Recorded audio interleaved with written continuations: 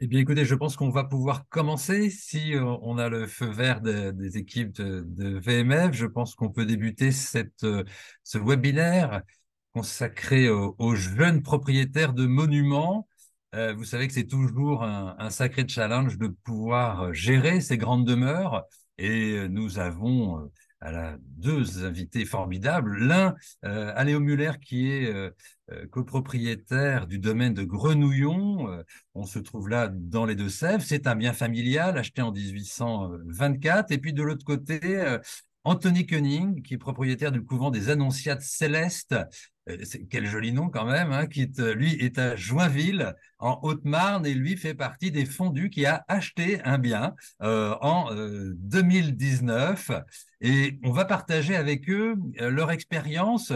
Ils peuvent peut-être nous apporter quelques lumières, quelques conseils. Et je vous propose de commencer par Anthony Koenig avec ce couvent des Annonciates Célestes qu'il a repris donc en 2019. Est-ce que, Anthony, vous pouvez déjà nous présenter le domaine et puis nous dire comment vous souhaitez le positionner, quelles sont un peu les difficultés que vous rencontrez, sachant que vous avez une casquette bien spécifique puisque vous êtes spécialisé en fait dans l'urbanisme, dans le patrimoine pour des collectivités, que vous êtes délégué de la Fondation du patrimoine. Vous partez quand même avec déjà quelques longueurs d'avance. Alors, on aura d'autant plus plaisir à vous entendre pour nous faire part de votre expérience et des conseils que vous pourriez nous apporter pour gérer ces grands domaines. Je vous laisse présenter votre structure.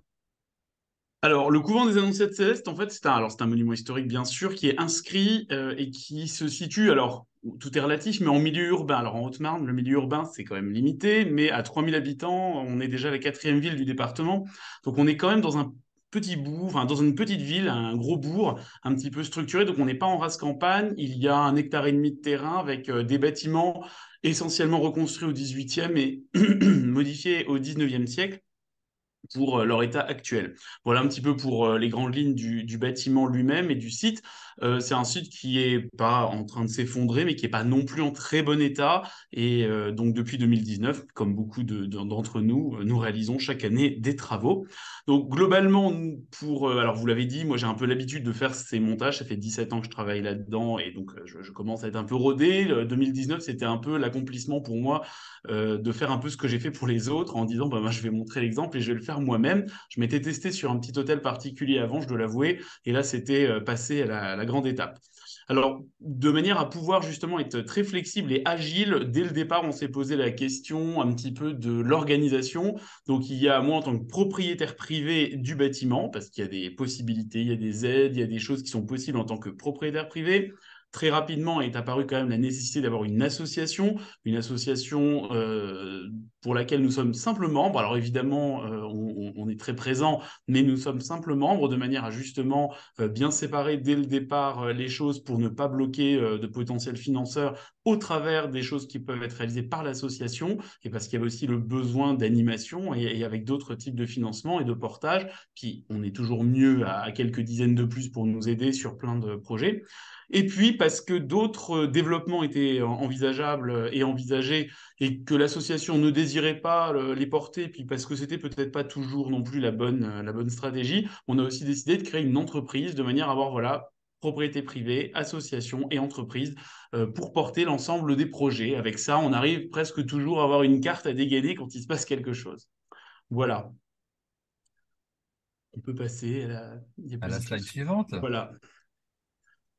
Alors, diversité des travaux et de leurs auteurs. Alors justement, c'est ce qui nous permet, alors déjà, les différentes structures nous permettent d'accueillir différentes choses pour mener les travaux. Nous faisons appel aux entreprises, hein, bien évidemment, aux entreprises très classiques, entreprises pour restaurer une toiture, entreprises pour faire un aménagement d'allées. On a dû creuser pour retrouver un vivier qui avait disparu. On l'a pas fait à la main. Je vous avoue que là, on a appelé des entreprises pour le réaliser. Donc ça permet déjà de mettre un grand coup, bien sûr.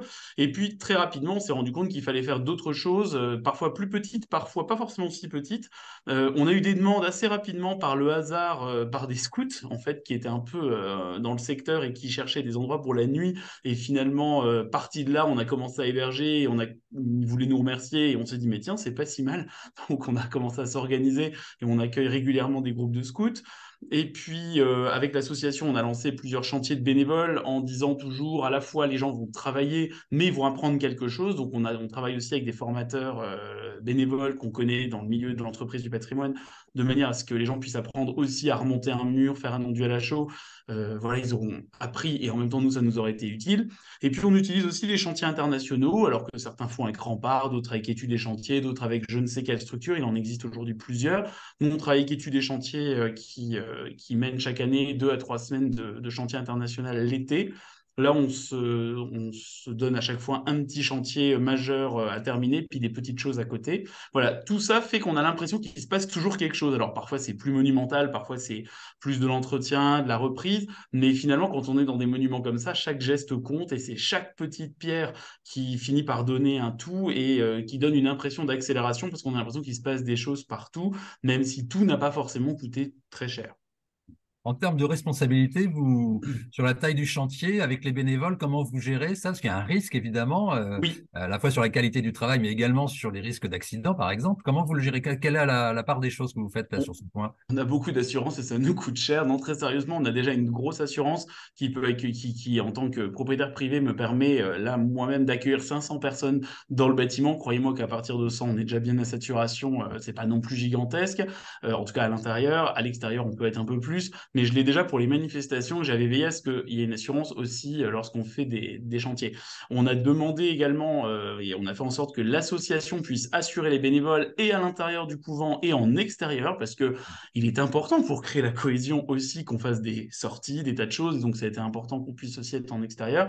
Et puis, également, par exemple, quand il y a des chantiers internationaux, ils ont également des systèmes d'assurance supplémentaires.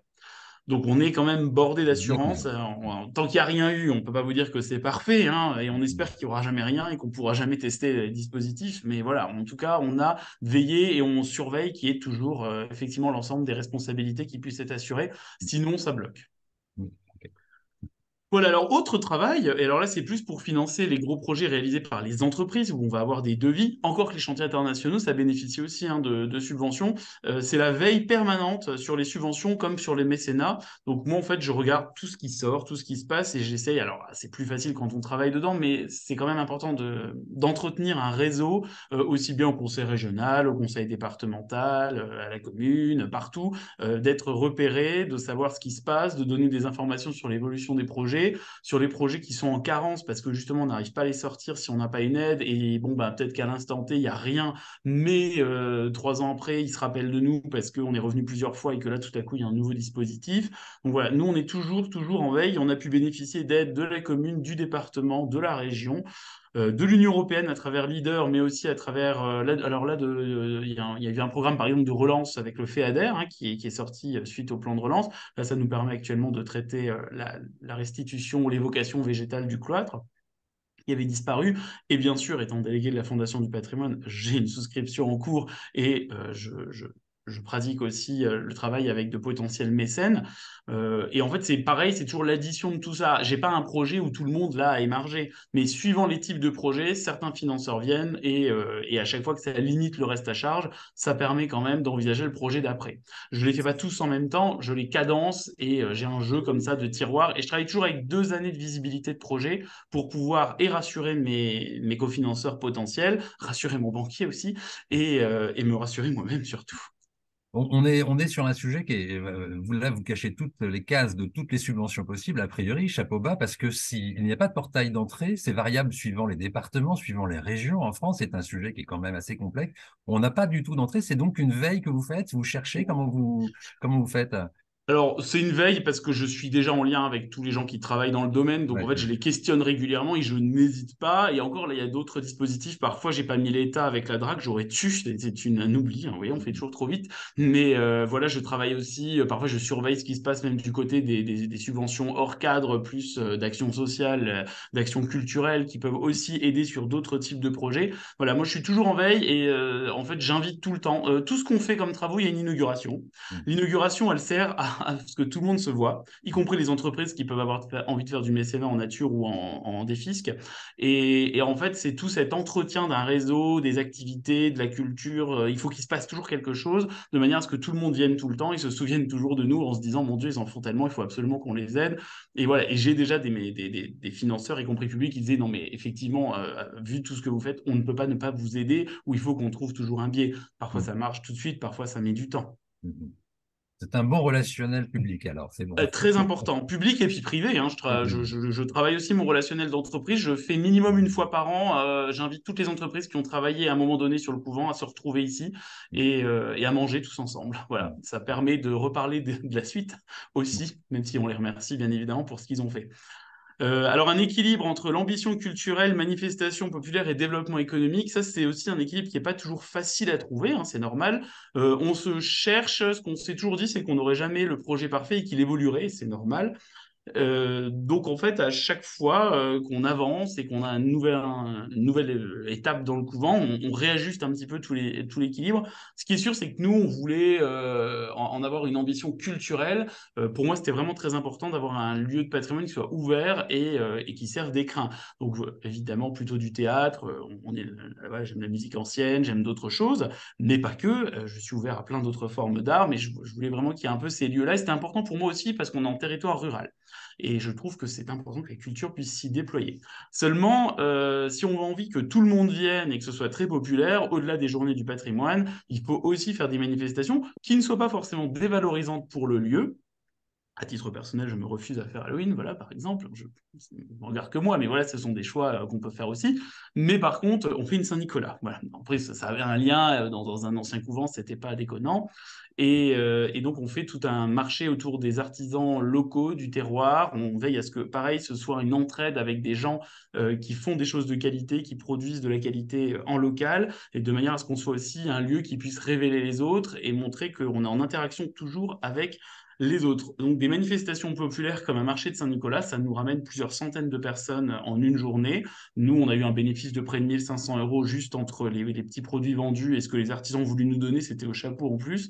Et voilà, et du coup, le chantier pour l'été avec les autres cofinanceurs est déjà payé juste en un week-end, le week-end dernier. Alors, c'est du travail hein, à préparer, mais voilà, c'est important d'avoir aussi ces moments populaires puisqu'on a tout le monde avec les familles et ces gens-là vont être un autre relais, vont diffuser une bonne image, voilà, une belle ambiance au couvent et montreront que c'est pas un lieu fermé, que c'est pas juste quelques-uns que l'on aide, c'est bien tout le monde et c'est tout le territoire qui en profite. Et puis, je pense aussi que si on peut faire immerger le beau dès le plus jeune âge. Moi, à titre personnel, je fais pas, c'est la vie du couvent, pas la mienne, mais voilà, moi, je suis enfant d'ouvrier et je pense que c'est parce que des lieux comme ça étaient parfois ouverts petits que j'ai pu avoir envie moi aussi de m'y lancer. Donc, je me dis, je peux aussi passer le relais.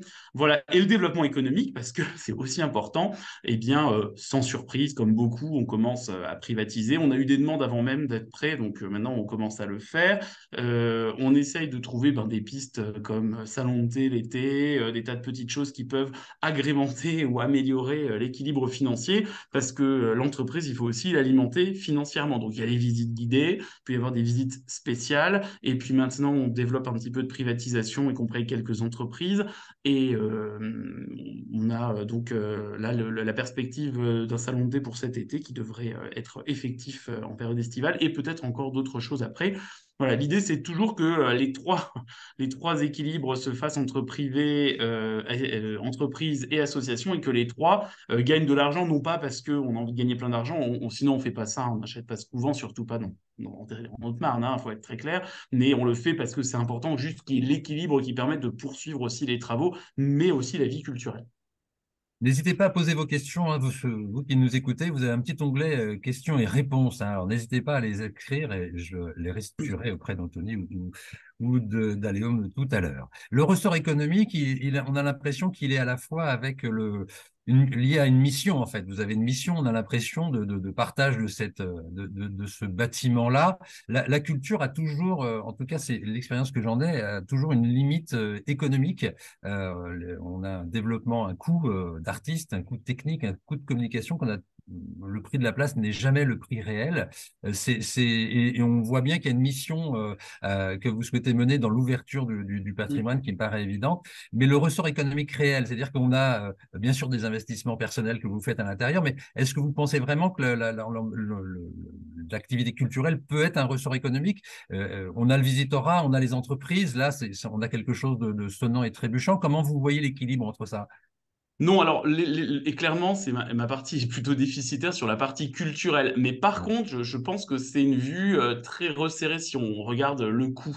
Alors, évidemment, je n'ai pas non plus des manifestations culturelles qui coûtent des milliards. Et dans l'association, on désigne par compétence et par appétence des chefs de projet. Par exemple, sur la musique, j'ai un chef de projet qui est en fait quelqu'un qui manage des groupes aussi de musique et qui a l'habitude d'aller chercher tous les cofinancements et qui sait comment ça marche pour que ça coûte le moins cher possible et que ce soit le plus équilibré.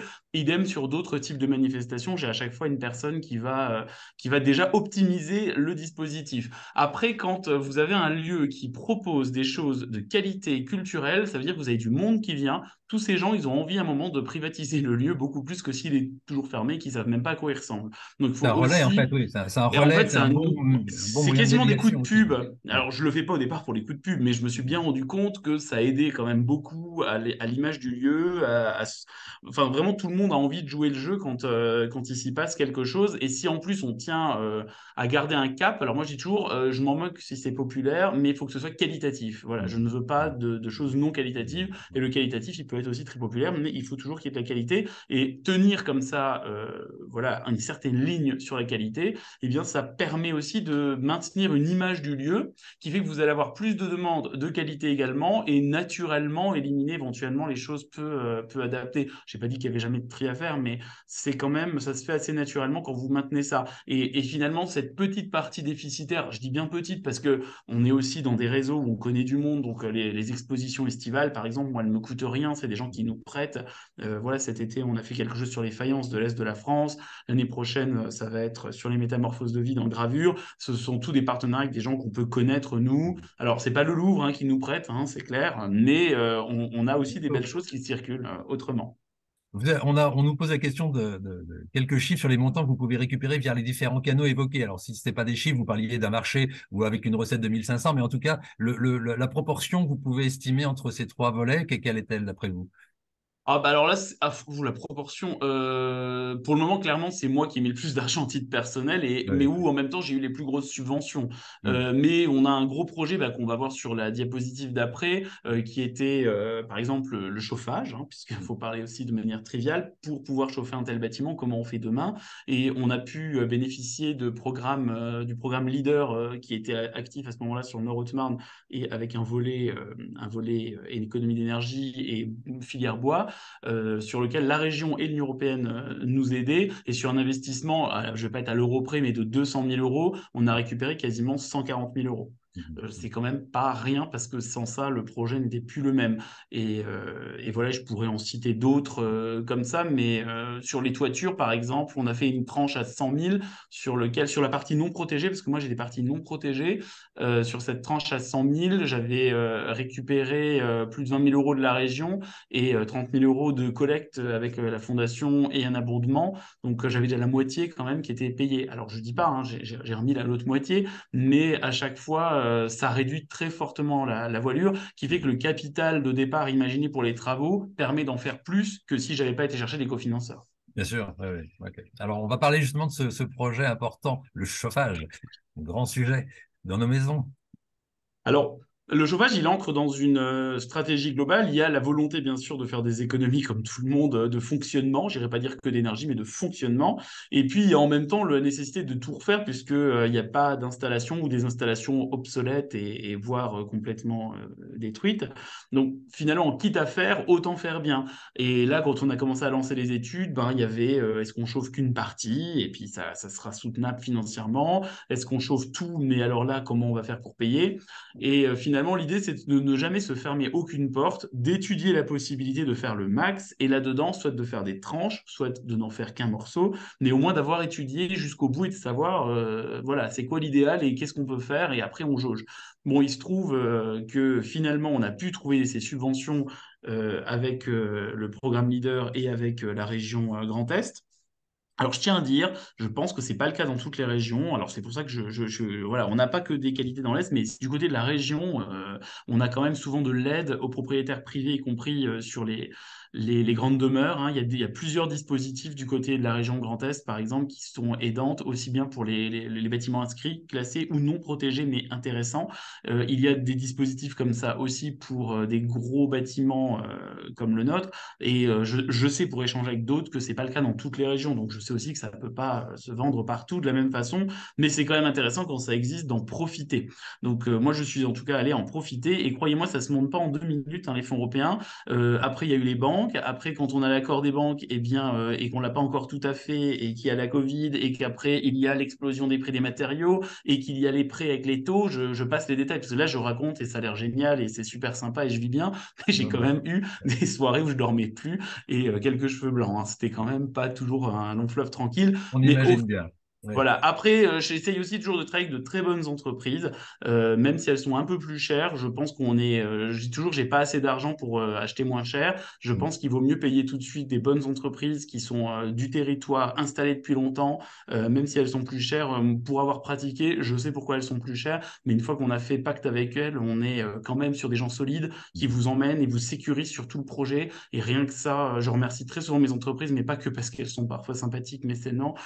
C'est aussi parce qu'elles sont très efficaces et qu'elles nous ont permis d'absorber tout ça. Là, en l'occurrence, j'avais une grande confiance. Ils pensaient vraiment que j'allais y arriver. Moi, j'étais plus sûr à un moment donné avec tout le jeu financier. Et finalement, il a commandé tout le matériel avant inflation, sachant que c'était en train d'arriver et qu'il avait la possibilité de le faire. Voilà, il y a aussi des jeux de confiance, bien évidemment. Alors là, je parle beaucoup du chauffage parce que ça a été vraiment le gros investissement qui nous permet des grosses économies en termes de fonctionnement. Mais bien évidemment, comme tout le monde, on travaille sur les réserves d'eau. Alors, on a travaillé le vivier, mais aussi un puits qui existait. On s'est rendu compte que les sœurs, quand même, avec 40 personnes, elles avaient pensé à tout. C'est juste qu'on a oublié et que ça s'est parfois enseveli.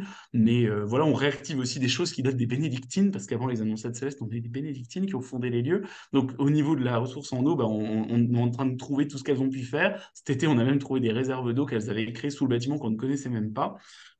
Voilà, et une rénovation raisonnée, ça je le dis souvent parce que parfois on s'excite à faire des travaux qui sont contre-productifs, qui sont ni bons pour le bâtiment, ni bons pour le patrimoine et qui en plus parfois sont vraiment contre-productifs et qui coûtent plus cher pour rien. Donc j'aime bien aussi prendre le temps de regarder pourquoi à un moment elles ont fait comme ça. Quand je dis elles, c'est parce qu'elles étaient 40 en permanence quasiment. Donc je me dis, bon, pourquoi cette communauté a fait comme ça? Je pense qu'ils ont quand même réfléchi et très souvent je découvre que c'est pas pour rien. Voilà. Alors, on a des questions sur le chauffage, évidemment, parce que c'est une grande préoccupation. Vous chauffez combien de mètres carrés avec cette grosse machine? Alors, ces deux grosses machines en cascade, elles peuvent chauffer entre 2000 et 2500 mètres carrés, mais elles ne sont pas obligées de le faire puisque j'ai un double réseau et j'ai un réseau réduit, j'irais dire à mes appartements d'hiver, à 200 mètres carrés pour l'hiver.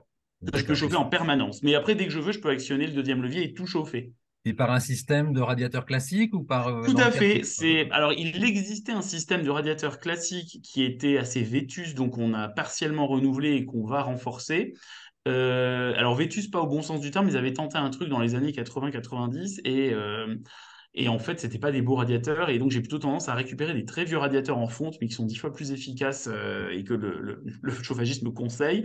Et par ailleurs, j'ai mis aussi des ventilos convecteurs qui, sur des pièces à 6 mètres de haut, permettent de Ouais. chauffer, de monter très vite en puissance. Donc, il y avait quand même ce réseau qui a dû être repris. Alors, on a eu des gros coûts en plus qui n'étaient pas prévus initialement, mais parce que le réseau était plus abîmé qu'on ne le pensait.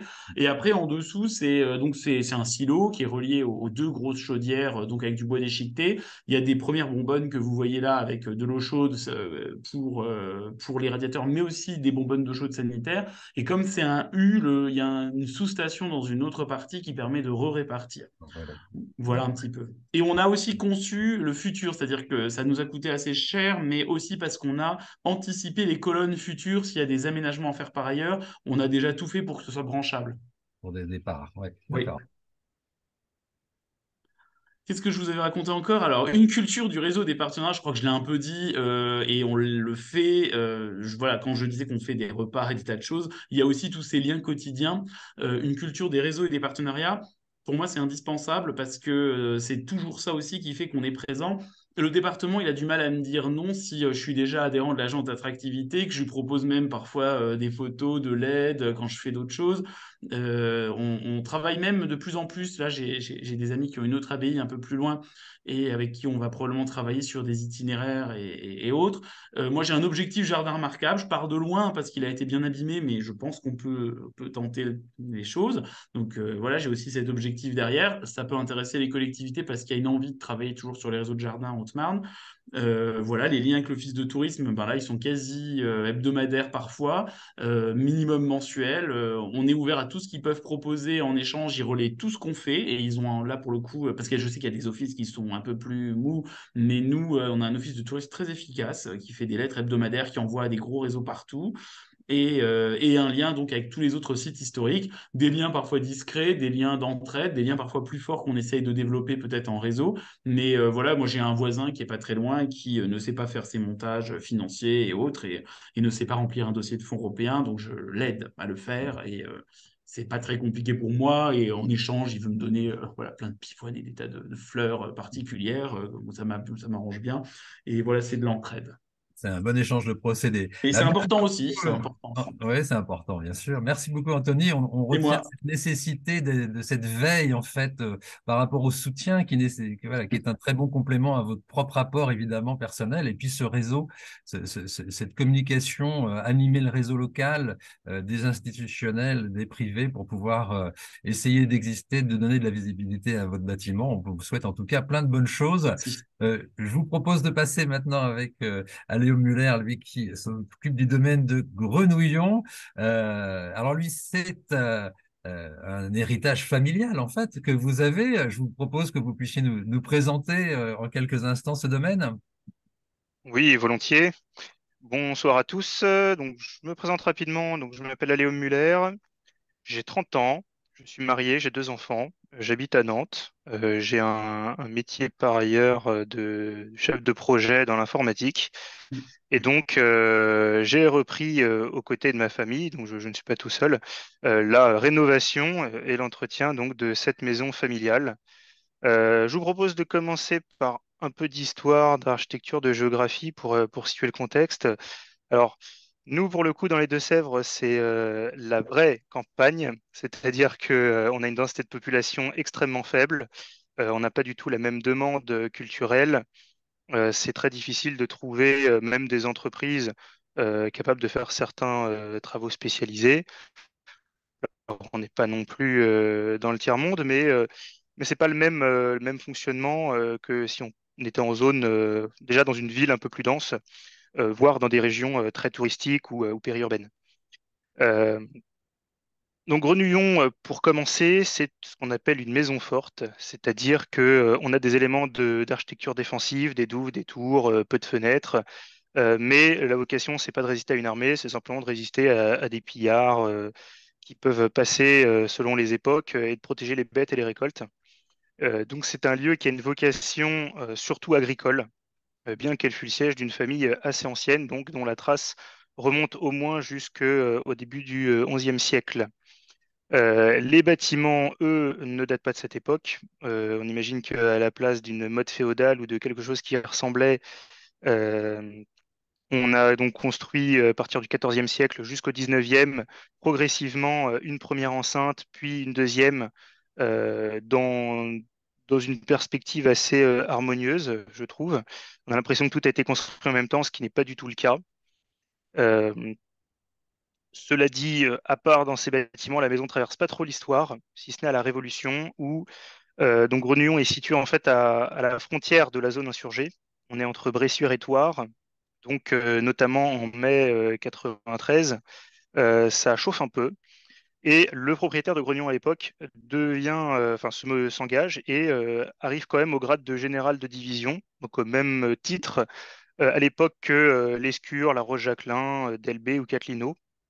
Mais je ne sais pas si c'est heureusement pour lui, sans doute pas. Il n'aura pas autant de responsabilités par la suite, donc il a la chance d'être le général révolutionnaire le moins connu, enfin contre-révolutionnaire plutôt.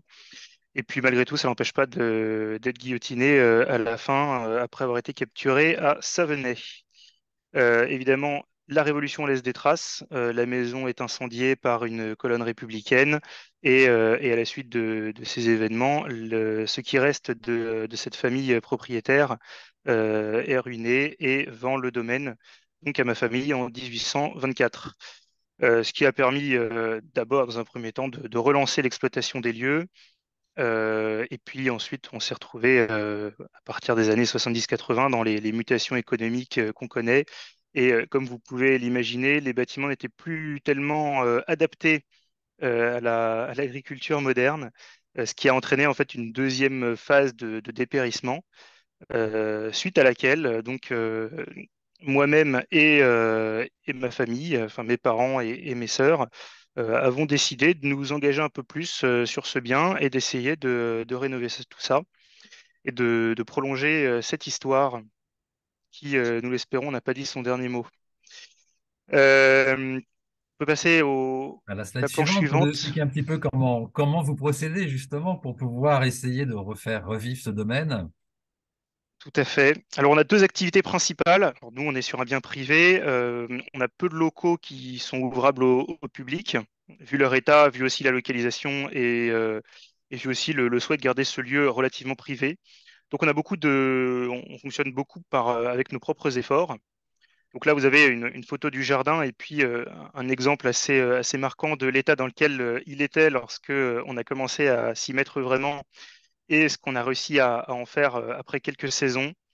Donc c'est un jardin à la française qui fait 1 hectare à peu près, qui date du XVIIe siècle, euh, et, euh, et donc comme vous pouvez l'imaginer, qui demande un certain travail, d'abord de débroussaillage et de taille régulière. Tailler les buis, c'est environ entre 2 et 4 jours pleins, selon la qualité de travail que l'on veut fournir. Et puis tailler les ifs, c'est pareil, 4 jours à peu près. On a une dizaine d'ifs qui mesurent à peu près 4 mètres de hauteur, avec beaucoup de dessins, ce qui rend le travail assez complexe. Et puis donc l'enjeu aussi important qui est de lutter contre la pyrale et les maladies liées aux champignons du buis, donc qui demande un entretien assez conséquent aussi pour notamment la traite, et puis la taille au bon moment et tout ce qui va autour pour maintenir ce jardin en bonne santé. On a de la chance cependant, on a des variétés assez robustes qui survivent bien même quand elles souffrent. Et donc, pour l'instant, on a un taux de perte assez faible. Et pour, on va dire, participer à cet entretien, on s'y met beaucoup par nous-mêmes. Et puis, alors, on mise plutôt, d'une part, sur un peu d'aspect associatif, mais il y a pas grand monde. Et en fait, on a plutôt développé, en dehors de tout cadre, un partage de parcelles pour lequel on a des gens du village qui viennent entretenir gratuitement contre la jouissance gratuite d'un carré de potager. Donc, un carré, ça mesure à peu près 120 mètres carrés. Et donc, ça nous permet de nous soulager dans cet entretien. Puis, ça met aussi une dynamique assez intéressante où finalement, les gens viennent au départ pour le jardin et puis ils sont prêts à rendre beaucoup de services contre un peu on va dire, de chaleur humaine, de bonne ambiance et donc participe sur d'autres travaux de débroussaillage, de réparation des tracteurs et puis même d'échange hein, des productions, ce qui est un climat assez sain, assez agréable. Et, mais donc l'essentiel pour l'instant de l'entretien est quand même fait par nous-mêmes. On n'a pas de jardinier professionnel, notamment parce que pour l'instant, ce jardin n'a pas de valorisation économique. On ne fait pas de visite régulière. Alors, il est ouvert aux journées du patrimoine, aux journées jardin, mais il n'y a pas de grosses visites qui sont vendues. On n'a pas non plus d'événements qui pourraient y prendre place. Et donc, on se débrouille avec ce qu'on a et on se débrouille plutôt. Enfin, on fait comme on peut, hein, mais on arrive à avoir une situation quand même relativement stable qui nous permet quand même d'être assez confiant en l'avenir. Là, on peut passer à la planche suivante qui présente le deuxième gros chantier sur cette propriété, qui est la maçonnerie. On a des murs qui sont donc assez anciens, qui ne sont pas d'extrêmement bonne qualité dans le sens où c'est du mortier de terre, et donc à ce sujet très sensible à l'humidité à partir du moment où des fissures, ou le lierre, ou des fuites dans les toitures se manifestent. Et donc le gros chantier aussi, et qu'on fait là également beaucoup nous-mêmes. c'est la réparation de ces murs, donc qui consiste à nettoyer, couliner, c'est-à-dire donc injecter du mortier à la chaux dans les fissures, dans les interstices qu'il y a entre les pierres pour consolider le mur, et puis ensuite pour remaçonner et pour enduire le mur jusqu'à la réparation complète. Alors on est appuyé par des groupes d'amis, on envisage des chantiers participatifs, mais pour l'instant, c'est un travail aussi qu'on fait beaucoup au fil de l'eau, avec un peu la logique de dès qu'une brèche apparaît, on la répare, on n'attend pas.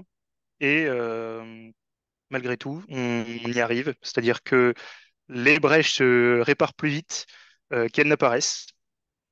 Alors pour cela, nous, on a aussi misé beaucoup sur l'investissement quand même en matériel, c'est-à-dire alors avoir le bon matériel en termes de truelle, et encore, c'est pas le plus compliqué, d'avoir les bonnes bétonnières, d'avoir aussi les tracteurs qui permettent de soulever les pierres, donc avec des chargeurs avant, des tracteurs qui sont capables de passer partout, qui sont aussi robustes. Donc, on a choisi des tracteurs plutôt des années 60-70 avec un moteur bien rodé, appuyé pour cela aussi par des conseils de voisins spécialisés dans le domaine, parce que c'est un moyen pour eux de participer au travail. Et ce faisant, on arrive à avoir une bonne productivité, parce qu'en fait, d'expérience, ce qui est le plus compliqué dans la maçonnerie, en fait, c'est la préparation du chantier, c'est-à-dire nettoyer, apporter le sable, la chaux, l'eau ou l'électricité pour la bétonnière. Mais une fois que tout est en place, une fois qu'on a ramené les big bags au plus près de la brèche, on peut dépoter assez vite. Mais là, ça veut dire que c'est vous et votre famille qui vous occupez de traiter les urgences de ce type sur les murs. Tout à fait, tout à D'accord. fait. Alors Mais c'est le aussi, bâtiment est inscrit. Le bâtiment est inscrit. Vous pourriez solliciter des aides. Comment vous voyez Parce que c'est un travail considérable que vous faites. Alors, chapeau bas déjà, parce qu'il faut en avoir le courage et avoir les compétences de le faire également. Dans le cadre de l'inscription, comment vous voyez le futur avec la DRAC, par exemple? alors on a déjà eu des dossiers avec la DRAC pour des rénovations un peu plus importantes. Là, on parle de réparer des murs qui sont des murs de dépendance que même la DRAC juge assez secondaires, bien qu'ils sont classés. Donc, le fait de dire que par nous-mêmes, on remaçonne à la chaux hydraulique en reprenant les pierres du pays et en respectant les techniques utilisées, ça leur convient. On a eu des chantiers de couverture, de zinguerie, où là, pour le coup, on s'y est pas pris tout seul et on a sollicité des artisans et donc le concours de la DRAC pour financer une partie de ces travaux. Maintenant, à plus long terme, on a quand même un audit architectural et sanitaire qui est en cours de préparation. C'est-à-dire que là, le devis de l'architecte est dans les rouages de la DRAC, justement, avec comme objectif de construire un vrai plan de travaux et puis aussi de se lancer dans en fait, un chantier ou un projet qui pourrait être à l'OTI, mais de taille suffisante pour justifier d'une part la recherche de subventions et d'autre part aussi pour nous personnellement l'investissement que cela demande. Ce que je veux dire par là, c'est que lorsqu'on a une brèche comme la photo de gauche, finalement, on a plus vite fait de la réparer soi-même que de prendre le temps de faire venir un artisan, de lui demander un devis. Si on est précautionneux, on voudra en demander un deuxième à un autre. Ensuite, il faut envoyer le dossier, il faut attendre que la DRAC valide, que les fonds soient versés Et en fait, une brèche comme ça, on l'a fait en une demi-journée. Ah oui. Donc il y a un moment où, et au départ, justement, ce qu'on faisait au départ, c'est qu'on essayait plutôt de solliciter des artisans pour ces petits travaux-là. C'est des petits devis, mais c'est des choses qui, quand on les additionne, commencent à faire des sommes conséquentes, sans donner vraiment l'impression d'avoir avancé. Alors que venir un week-end, se rendre compte qu'on a une brèche qui est apparue depuis une semaine à cause des fortes pluies, et remonter ça en un ou deux week-ends, c'est tout aussi satisfaisant, et plus encore même. Et finalement, on se pose aussi moins de problèmes. Dans, Le dans- sujet étant, pardon, le sujet étant aussi que, étant donné que je travaille par ailleurs et qu'en fait tout le monde travaille par ailleurs, la logique c'est de rationaliser son temps et de ne pas aller courir après des subventions pour empiéter soit sur son temps de travail parce qu'on devra prendre des congés pour faire les visites, parce qu'évidemment les gens ne font pas forcément les visites le week-end, soit de devoir ouais, prendre des congés ou des congés sans solde. ou de perdre du temps sur la vie familiale qui est aussi importante à côté. Votre logique finale au niveau de votre famille pour retrouver la réalisation de l'ensemble de la rénovation du bâtiment, comment vous le voyez? Comment vous voyez à la fois l'équilibre économique, quelles sont les dynamiques que vous allez devoir, vous ne souhaitez peut-être pas, est-ce que vous avez des salles de réception que vous souhaitez réaliser? Comment vous allez pouvoir retrouver un équilibre économique pour pouvoir finaliser la restauration de ce château? Alors l'équilibre économique, comme la plupart des propriétaires de châteaux, hein, on ne l'a jamais. Là actuellement, le domaine vit sur des locations longue durée, sur un peu enfin que ce soit de logements ou des baux ruraux ou non ruraux. On essaye de se présenter un petit peu, étant donné le climat, on va dire, géographique autour, comme une sorte de tiers-lieu plutôt que d'un gros centre culturel. C'est-à-dire qu'on a déjà on a quelques associations qui viennent de temps à autre organiser, par exemple, des promenades dans le parc, des choses comme ça, qui participent un peu financièrement. Là, notre objectif, c'est quand même de rénover en prenant le temps qu'il faut pour rénover, de rénover bien. S'il faut, justement, en rénovant par nous-mêmes en ayant un peu cette confiance que en s'y mettant, on va plus vite que le temps ne dégrade les bâtiments. On peut aussi s'appuyer quand même sur le fait que ce ne sont pas des énormes bâtiments. Globalement, les toitures sont à 3 mètres de hauteur pour une grande partie. Donc il y a beaucoup de superficie, mais c'est de la superficie finalement plus facile à gérer que si on avait 3 étages qui culminaient à 15 mètres de hauteur. Donc on compte beaucoup sur le temps et sur notre effort régulier en se disant que c'est une course de fond. Et puis évidemment, il y a la participation financière, donc indépendamment du domaine personnel et familial, qui permet de boucler l'ensemble. Maintenant, comme je disais, l'objectif aussi de l'audit architectural qu'on vise à avoir, c'est d'avoir une vision qui soit le plus claire quand même sur la manière dont on va étaler ses efforts en termes de chantier, et puis comment constituer les dossiers aussi de travaux qui auraient l'envergure et l'importance suffisante pour justifier qu'on s'engage pour obtenir des subventions, éventuellement avoir des partenariats un peu plus importants et peut-être valoriser certains bâtiments qui seraient rénovés, même si pour l'instant on ne compte pas dessus. C'est-à-dire que les bâtiments en question, ce sont des étables ou des petites granges qui n'ont pas un intérêt énorme. Une piste, c'est quand même de déménager une partie qui serait logeable pour accueillir des chantiers participatifs, de manière à engager cette dynamique où pouvant accueillir plus de personnes et dans des conditions décentes, on ait ces chantiers-là qui participent à nos côtés à rénover ces bâtiments, qui, comme je le dis, sont quand même ne demandent pas tant de travail que ça. Je conçois qu'on ne peut pas se permettre cet optimisme de faire les choses par soi-même ou avec des petites mains euh, dans tous les cas. Donc, voilà, en synthèse, un peu ce que j'ai raconté, un équilibre entre ce qu'on peut faire soi-même, qui est une liste assez longue quand même, faire beaucoup de choses. Et parfois, c'est plus intéressant d'investir dans le matériel qui nous permet de le faire correctement plutôt que d'investir dans le professionnel qui va nous faire le travail, mais qui ensuite repartira avec son savoir-faire. Et par contre, ne pas non plus avoir les yeux plus gros que le ventre ou ne pas c'est qu'il y a à avoir l'intelligence de s'arrêter sur des choses soit à forte technicité, soit qui nécessitent des précautions en termes de sécurité, ou soit simplement qui sont trop importantes. Mais alors, pour donner un exemple que j'aime bien donner, c'est notamment dans la plomberie, par exemple. Il y a beaucoup de travaux de filetage de pièces, de réparation de radiateurs, de choses comme ça pour lesquels on n'a pas le matériel et en fait le matériel se trouve pour 50, 100 euros et permet d'économiser, alors après on met 2 heures de son temps, mais en fait on économise 2 heures aussi du temps du professionnel qui vient, qui en fait n'apporterait pas une très grande valeur ajoutée. Dévisser des pièces ou fileter un tuyau, c'est à la portée de tout le monde.